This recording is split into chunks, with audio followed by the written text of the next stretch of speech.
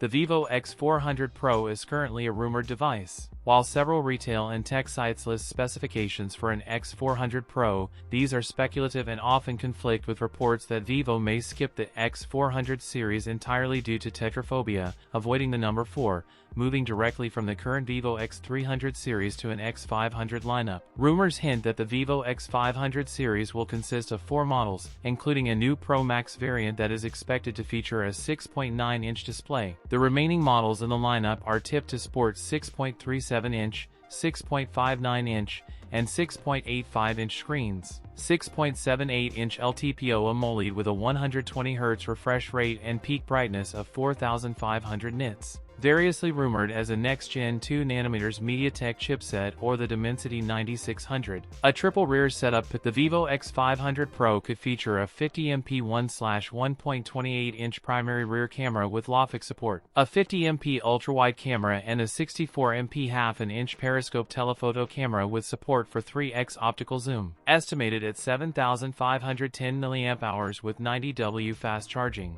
That's it for today's video. If you enjoyed it, don't forget to like, comment, and subscribe for more content. Thanks for watching, and I'll see you in the next one.